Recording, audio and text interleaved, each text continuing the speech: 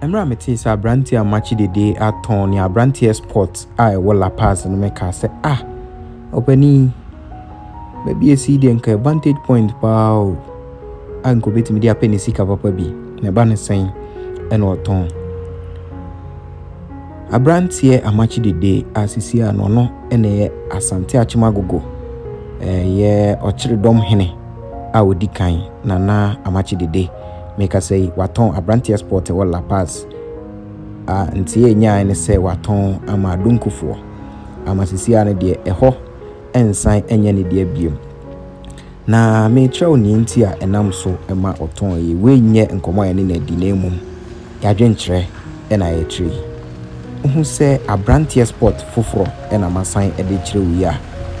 omubo live band omu oba omu hotel wo mu omu bibia ewo mu na yenko inside our Abrantie fitness center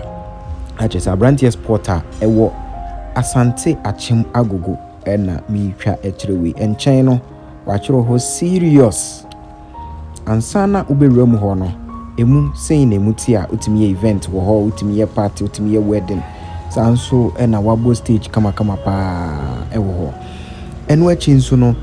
ohwa your fountain ena swimming pool esan ewo mu eka ho bi episo emane ye kama pa o compare to Lapaz de na nasa na emu anyina no ennim swimming pool no ena ewo ho kama ya ye enkonwa ya de swimming pool ho atwa ho ahia na event umbrellas ne nchen pe ena eye hotel no se enkonwa esisi pool no ho kama eye fe pa na odi artificial carpet grass ena afa ho nyina chese adofo utimi kra afro ekotena pool no mfimfini ho eji wani emane yeyi pa utimi de umma nkwada ko ho ekoji omani chese event ne de name it ebia stage bandstand ho ometimi agina atonyom obetimi light stage no ayi bibia ho enu achi nso no edan I no see a conference center with me our conferences nyina ewo ho fitness keep fit se gym ho no so na etwagu ye no na esoro enchen soro nso no eho no wabo na pata kama eho nso utimi ni wafefo betena ho ewe nsafa adwen wese ye no monsa totonti ye no monsa ne ye fa adwen enti eno nso ewo eho bi asade ye nyina no nya na won kran ha Lapaz no we bi nyina nim emfoni ne de ura Lapaz de nim ahun se bi bobo na nso no Asante Achimagogo de no eye soronko kura o hwe emfoni a we ye jeduble ambule no mo eye kan tete emfoni bia opani ehwitwae emra na perform awards ahodo a waje ewa brochire chese o display ni nyina abrofu yi ono mo hwibo mu o ni nyina ochiridom Nana ochiridom Abrantie Amakye Dede odikan eye bra wabo ena o display ni nyina in pictures they telling the story ewo eye bia ewo wasi ewo Asante Achimagogo ti ura ho the history behind Abrantie Amakye Dede ni nyina no ubenya na mamen kai wo se agogo ye ka yekuru wo Ghana mamu ha bepo just we a natural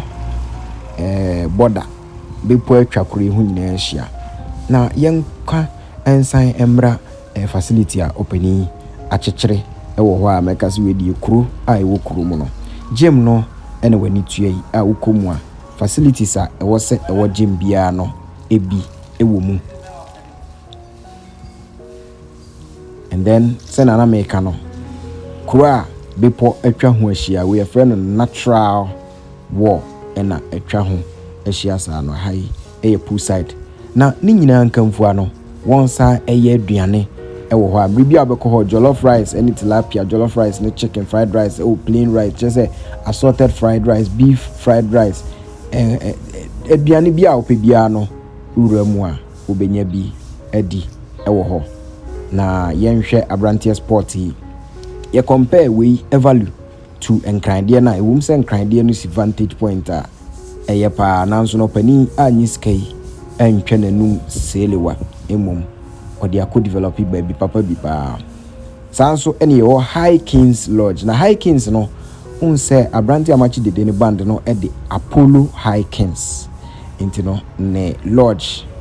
a chese osi ya eye hotel mua eno wato ne din High Kings Lodge.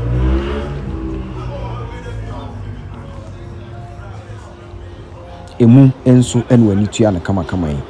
eye High Kings Lodge no unse emu no very nice, very serene environment no so there mwa adofo da we vows day pa okona opani abo stage no gina so to nwom a high life papa bi we Abrantie Lodge wo no mpo wato ho nyina house a efi edifi ba kokora eni High Kings Lodge fruit juices ne nkika ho ni nyina no obenya anom ewo High Kings Lodge ni nyina eka Abrantie Amakye Dede Abrantie Spot a efi ni nsa Abrantie Spot fofora osan apagya esi ho ena mede chechewo ewo Agogo Asante Achim enti no ni tie atwamu an se opani nana ochire dom Abrantie Amakye Dede ewum se waton Lapaz de ne de nanso no wasan akukuru fofora si ho a opani ya chire ne di hene na oye chire dom hene ewo Asante Achim Agogo de na ehia se opani ebewo fie bribia se be ya da suomu awiamu osuomu mpanyifo to nsafre na watimi abese na why siade ayo we Ghana News TV nti we ene ye hwehwemu ayaya eno ekire enam so ema opani Abrantie Amakye Dede otone Abrantie Spot a ewo Lapaz no se ugidi se nia opani ayi ade a kama pa pomodia ne ma thumbs up like a video no na share video no ma afoforo so hu se wanyiska no entwe nanum keke se ne aya na mpanifo bi eye no yada se okoso ahwen pomodia no subscribe so nya subscribe ya Ghana News TV so nie yemfa onsia yada se bebre.